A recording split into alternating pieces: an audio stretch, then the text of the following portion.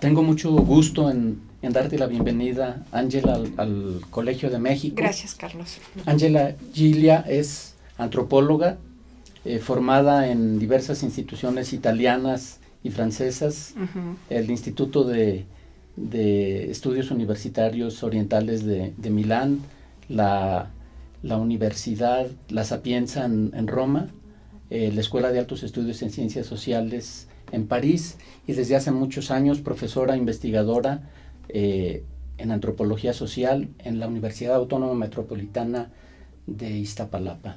Sí. Ángela, tú has trabajado mucho sobre el tema de la ciudad desde varias perspectivas y has hecho junto con Emilio Dio, colega muy recordado, muy querido, muy admirado, que nos dejó hace algunos años. Has trabajado muchos temas sobre la Ciudad de México, sobre esta gran metrópoli, y entre las publicaciones que has tenido está la de Las reglas del desorden, que para algunos ha sido como uno de los proyectos más ambiciosos que tratan de abordar el tema del orden socioespacial en las grandes metrópolis. Pero hoy te hemos invitado al Colegio de México, no para hablar de este libro, sino para que nos hables del artículo que has editado también con Emilio Dio sobre prácticas de consumo y estratificación socioespacial en la Ciudad de México. Este artículo forma parte de un conjunto de textos que abordan el tema de las grandes transformaciones de la metropolización y de las grandes transformaciones mercantiles y la gobernanza en los países emergentes. Y muy particularmente es un estudio sobre 4 grandes ciudades: la Ciudad de México, Sao Paulo, Buenos Aires y Caracas. Pero la Ciudad de México ha tenido un acento especial en este libro, y justo Ángela ha hecho una contribución muy importante sobre este tema de la relación entre el hábitat de los consumidores, de los ciudadanos, y los lugares donde consumen, lo que consumen, cómo lo consumen, por qué, etcétera. Entonces me gustaría mucho que nos hables un poco de este tema y de este problema que abordan en este texto. Sí, gracias, Carlos. Mira, cuando empezamos con Emilio Dio a trabajar sobre el orden urbano en la Ciudad de México, no habíamos contemplado al consumo como un tema central, pero poco a poco nos dimos cuenta de que los espacios del consumo y las actividades relativas al consumo ocupan un lugar cada vez más importante en la organización de la vida metropolitana. Entonces ya después del primer libro, en torno a las reglas del desorden, empezamos a trabajar con Emilio sobre los espacios de consumo y sobre lo que significa el consumo en nuestras sociedades, ¿no? ¿Y por qué el consumo y no la producción y el trabajo? Que eran los temas clásicos para los antropólogos, para los sociólogos, para los estudiosos de las ciencias sociales. Mira, creo que ha habido cierto cambio de paradigma desde una centralidad de la producción y de los lugares de trabajo a una cada vez mayor importancia del consumo y de los lugares de consumo. Eso no quiere decir que ya en la sociedad no se produzca nada. Por supuesto que la producción sigue existiendo, pero lo que vemos es una creciente importancia de las actividades relativas al consumo. ¿Y cuáles son, desde tu punto de vista, algunos de estos cambios importantes que han tenido lugar en el ámbito del consumo en la Ciudad de México? Mira, por ejemplo, en general, el consumo se ha vuelto una actividad que cada vez más nos define como sujetos. Antes se hablaba de consumo de masas y eso suponía una producción más o menos igual, orientada a unos supuestos consumidores homogéneos.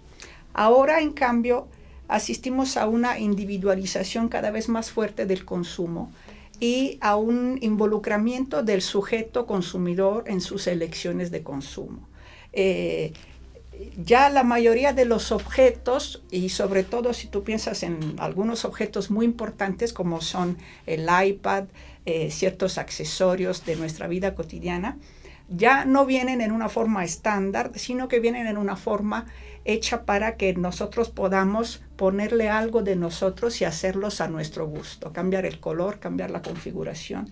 Entonces el consumidor se ve todo el tiempo involucrado y llamado a cooperar en la actividad de consumir. Entonces, esa es una mutación socioantropológica muy importante que te habla de cómo el consumo se ha convertido en una actividad fuertemente simbólica, fuertemente comunicativa, en la que no se trata solamente de ver cómo reproducimos nuestra existencia, sino también cómo nos expresamos, cómo nos diferenciamos de los demás, cómo escogemos cuál es el grupo al que queremos pertenecer.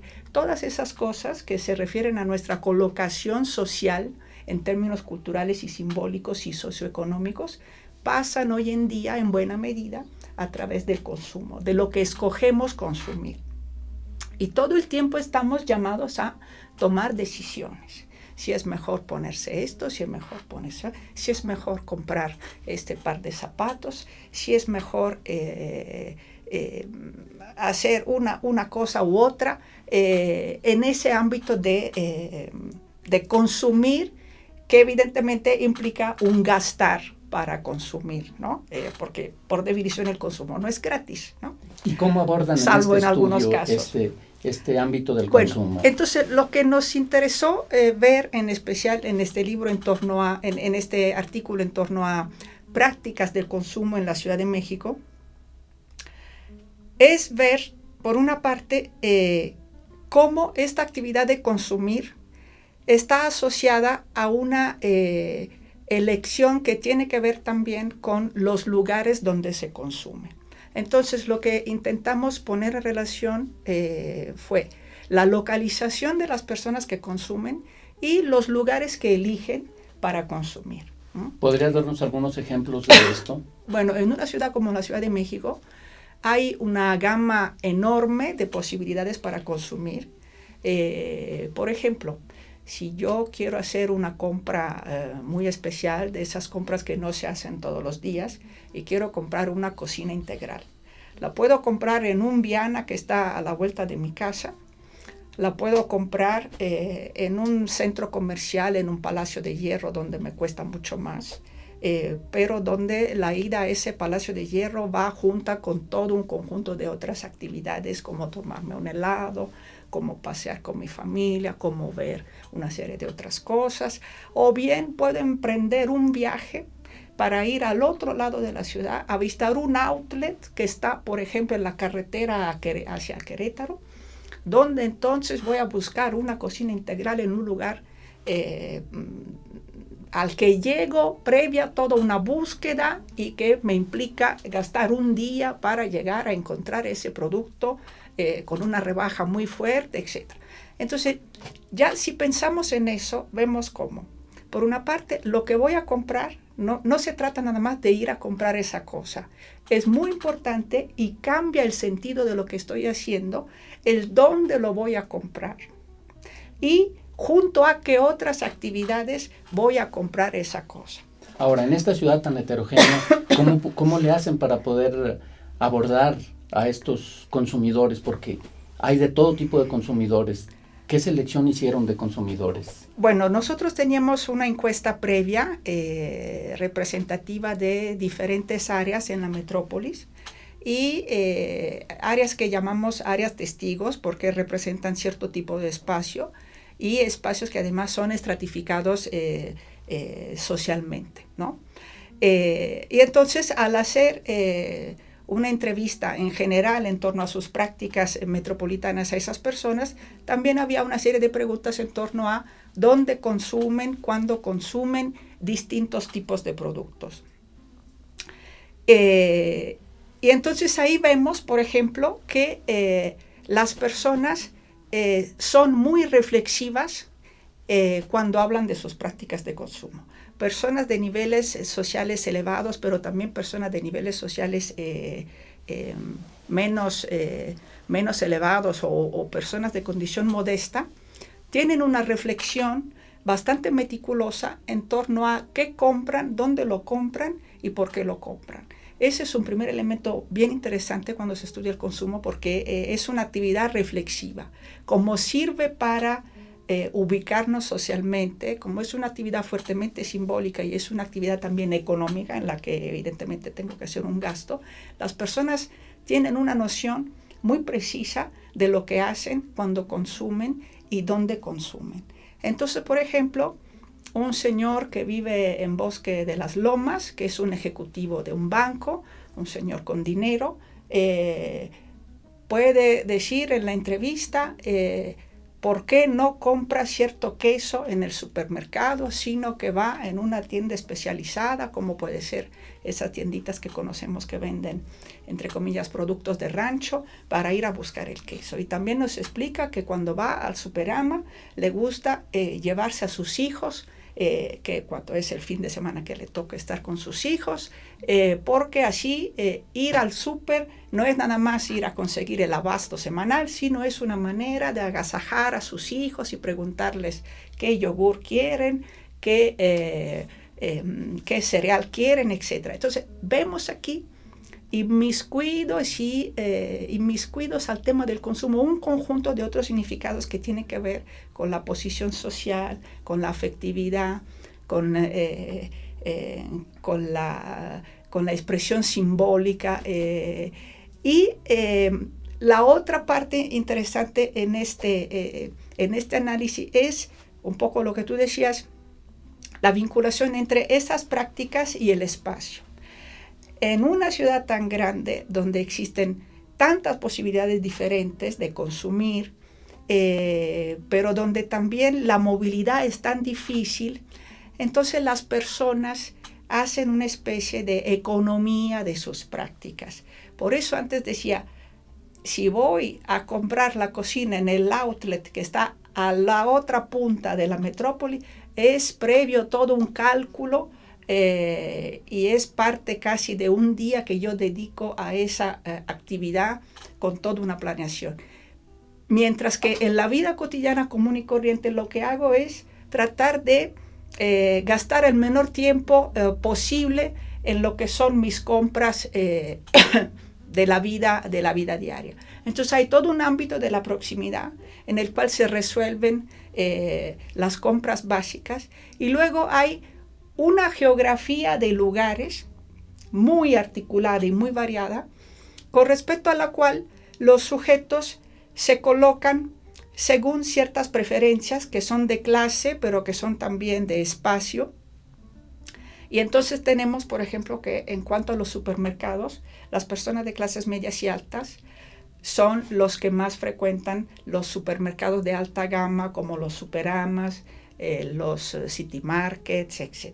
Aunque también pueden frecuentar, no de una manera mayoritaria, otro tipo de supermercado, como son los de tipo de una gama más baja, como son los supermercados tipo Walmart, Comercial Mexicana, etc. Si vamos a las clases más humildes, estas son un tipo de hogares que frecuentan más los supermercados de la categoría bodegas, ¿sí? O los tianguis semanales que se ponen en los barrios, o los mercados de barrio. Entonces hay, digamos, una posibilidad de diferenciar la manera como se consume y los lugares donde se consume, en las que un tipo de personas escoge predominantemente cierto tipo de lugares y otro tipo de personas dentro de la estratificación social escogen predominantemente otro tipo de lugares, aunque no se excluyen del todo mutuamente, ¿no? Desde tu punto de vista, ¿cómo puede explicarse la coexistencia en una ciudad como México de comercios altamente tecnificados, hipermodernos, al lado de una economía informal creciente? Bueno, justamente esa es una de las preguntas de la que surgió el interés por el consumo.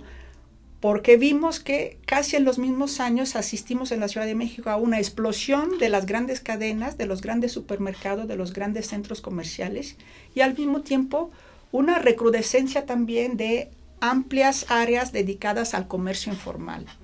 Hay tianguis en nuestra metrópoli que son de alcance regional, como por ejemplo algunos tianguis, no sé, de automóviles usados o de productos de distintos tipos que están en la ciudad oriental, el tianguis del Salado, por ejemplo, algunos tianguis que hay en Ciudad Nezahualcóyotl, que son venta en la calle y que sin embargo resultan sumamente atractivos para un radio de población distribuido casi a nivel metropolitano, si no es que más amplio.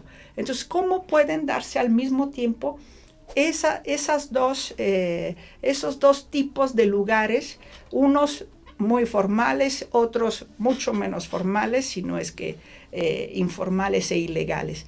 Lo que sucede es que hay una complementariedad de las prácticas y lo que permite explicar la copresencia de esas maneras tan distintas de consumir es justamente el distinto significado que elaboran los consumidores en torno a esas formas de consumir. Una cosa es buscar, como nos decía un joven, un par de calcetines en el tianguis del barrio que me van a servir para salir del paso. Es decir, necesito ir a trabajar mañana y no tengo un par de calcetines en el tianguis, a un lado de mi casa los encuentro.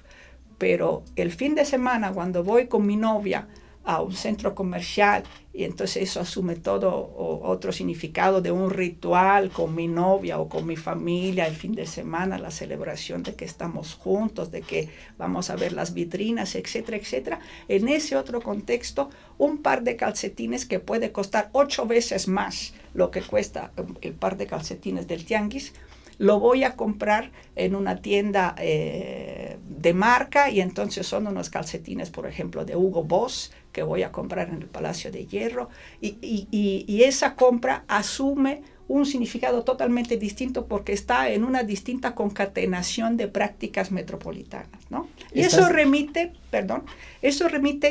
al tema del significado de las prácticas metropolitanas y al tema de cómo estamos en la ciudad, cómo significamos, cómo le damos significado a nuestra manera de movernos en la metrópoli y de darle sentido a nuestros desplazamientos y a nuestras elecciones de los lugares con los cuales nos sentimos más identificados.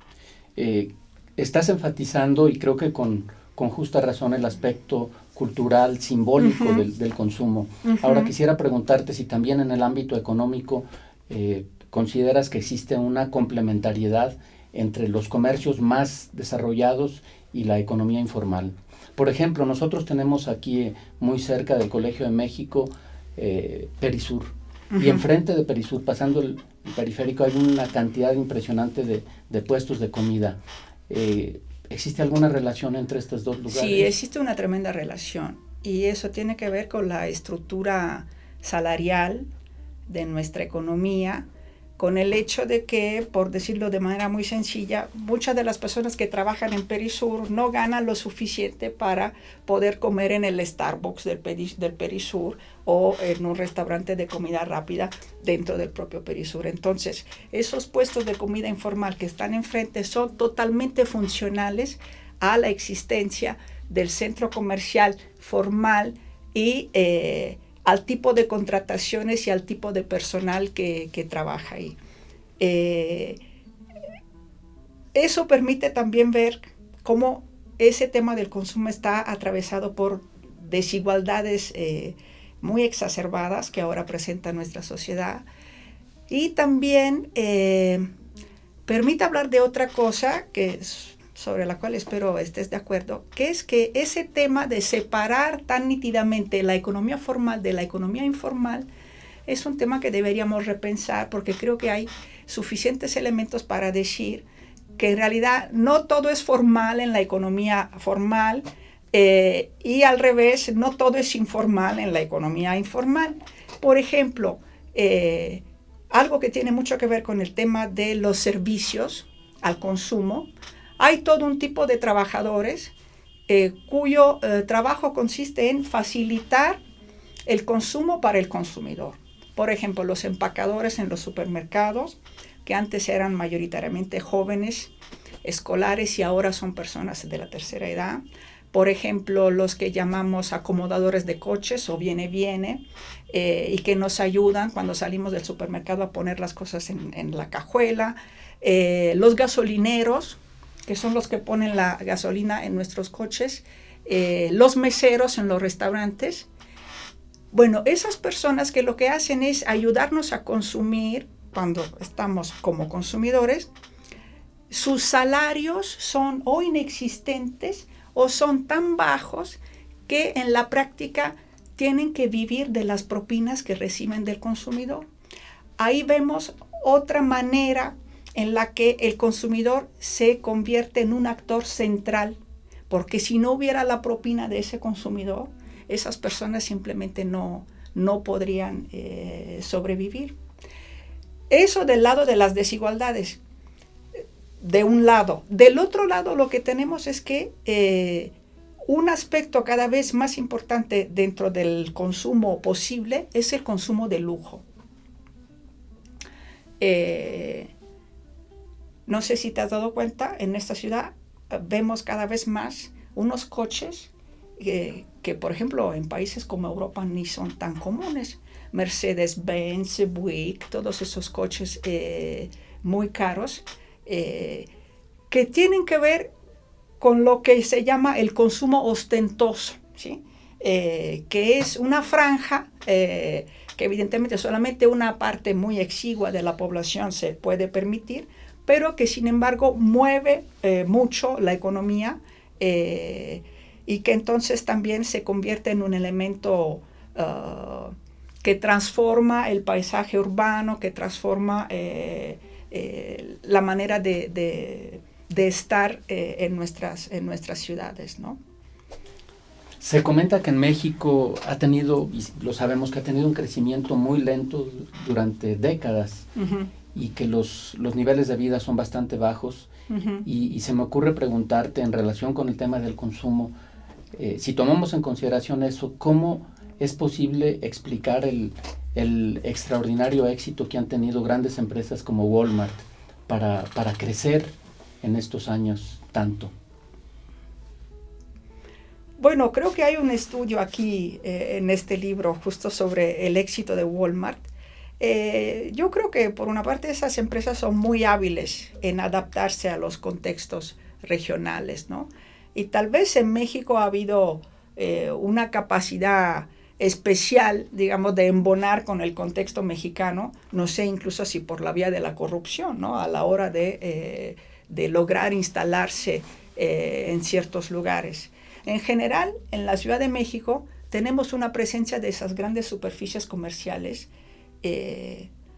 un tanto exagerada con respecto a lo que vemos en otras ciudades, en las que la presencia de esas grandes superficies, por ejemplo, se limita a los bordes de la ciudad, afuera de lo que sería el anillo periférico o el primer circuito, es donde en las principales ciudades europeas se colocan normalmente estas grandes superficies. En la Ciudad de México las tenemos en el medio de nuestra ciudad, porque evidentemente hay ahí una relación con la política y con la administración del espacio urbano que les facilita mucho la colocación a esas grandes empresas en nuestra ciudad, con lo que eso implica en términos de movilidad,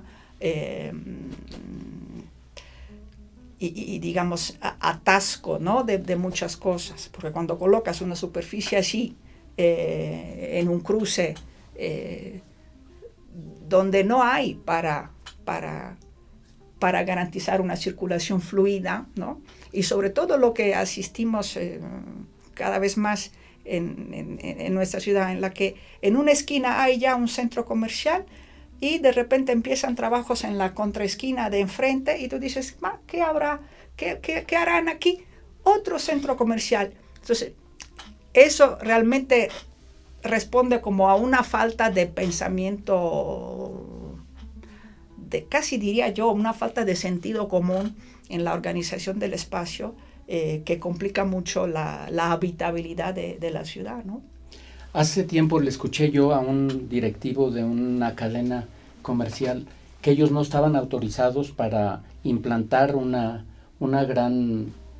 gran centro comercial en colonias o espacios urbanos del tipo Ciudad Nezahualcóyotl, por ejemplo, porque se consideraba que estas ubicaciones iban a afectar a muchos pequeños tenderos, a los abarrotes de esquina, etcétera. Pero esto ya desde hace varios años se acabó, ahora están en todas partes, y uno se sorprende ver que existen centros comerciales importantes en colonias pobres o muy cerca de las colonias pobres, y que incluso abren bancos ahí en estos centros comerciales. Entonces, ¿podrías comentarnos un poco a qué se debe este fenómeno? Hay una estratificación interna a estas superficies y en efecto, como tú dices, han logrado difundirse de manera bastante capilar, incluso en territorios mayoritariamente habitados por personas de bajos recursos, porque ahí entonces adaptan su oferta al tipo de público que saben que van a encontrar ahí, y en todo caso se benefician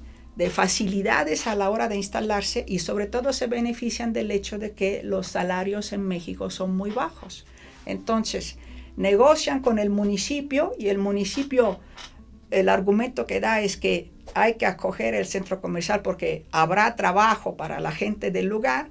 Es posible que en efecto haya trabajo para la gente del lugar, pero casi siempre son trabajos muy mal pagados, cuando no son realmente trabajos, salarios de hambre, ¿no? Como es el salario mínimo en este momento. Entonces, gracias a esa estrategia de adaptación de la oferta y gracias a los bajos salarios que están autorizados a pagar en nuestro país, en efecto se han difundido de manera muy capilar, pero al mismo tiempo de una manera estratificada según el tipo de población predominante en las distintas áreas. Se han difundido en toda la metrópoli, cosa que en efecto hace algunos años era bastante impensable que fuera así, pero ahora los hay. Ahora se perciben diversas opciones, esta opción de las inversiones en un gran supermercado, pero también negocios muy importantes que están pulverizados con una presencia en muchas partes de la ciudad, del tipo de Oxxo, por ejemplo. Entonces, no sé si nos pudieras comentar un poquito qué efectos está teniendo este tipo de opciones, de inversiones en los llamados comercios de conveniencia versus las tiendas de esquina. Bueno, no sé hasta qué punto los Oxxos están realmente suplantando las tienditas de la esquina, por una parte, y por la otra, me parece que el Oxxo está un poco convirtiéndose en una suerte de tiendita de la esquina que tiene que responder a cierto estándar, digamos, pero que a final de cuentas, cuando tú te asomas y ves, es administrado por una familia y más o menos termina ofreciendo lo mismo de lo que ofrecía la tiendita de la esquina. Tal vez la principal diferencia sea que la tiendita de la esquina, una de sus características era que fiaba, ¿no? Y el Oxxo no sé si sea un agente fiador con respecto a su vecindario. Pero también es cierto que esa gran estratificación de superficies grandes, medianas, hasta muy pequeñas, vemos cómo en las prácticas se da la coexistencia de estas diferentes escalas, un poco por lo que decía antes, porque ir a comprar en la tiendita, o ir a comprar en el Oxxo, o ir a comprar en el supermercado, no es lo mismo y no se inserta de la misma manera en mi experiencia de la ciudad. Entonces, esas tres cosas y estas tres localidades donde comprar eventualmente el mismo producto responden a esa variedad de la experiencia urbana, y esa es una de las razones por las que una no suplanta a la otra. Hasta donde hemos visto, es posible que tal vez en unos años asistamos a unas tendencias en las que sí algunos de esos microcomercios queden afuera, ¿no? Pero también es cierto que hay otro fenómeno emergente que es todo el tema del consumo, diríamos, alternativo o de un consumo casi no monetario, como son los tianguis de trueque o bien circuitos de personas que a través de un grupo de WhatsApp intercambian servicios de manera gratuita. Por ejemplo, personas que se reúnen en un parque porque ahí es donde llevan a sus perros. Y no necesariamente son amigos, pero son amigos en cuanto a la relación que tienen con respecto de sus mascotas. Y forman un grupo de WhatsApp, y si alguien necesita de un veterinario, si alguien necesita de una pensión, se pasan la información y entonces se instauran ahí cadenas y circuitos que también son consumo, pero donde no necesariamente el dinero o el pago es un componente, ¿no? Entonces creo que ahí también tenemos una parte de realidad que todavía no hemos estudiado bien, pero que tal vez está destinada a crecer, ¿no? Por lo que veo, tienes puestos todos los sentidos en este tipo de trabajos. El formato de nuestros programas no nos permite extendernos demasiado en esta entrevista, pero esperamos poder volver a contar contigo para que nos sigas platicando de estas investigaciones tan interesantes. Invitamos a nuestros colegas, al público en general, a conocer un poco más de cerca este libro, Metropolización, Transformaciones Mercantiles y Gobernanza en los Países Emergentes. Muchas gracias. Gracias a ti, Carlos.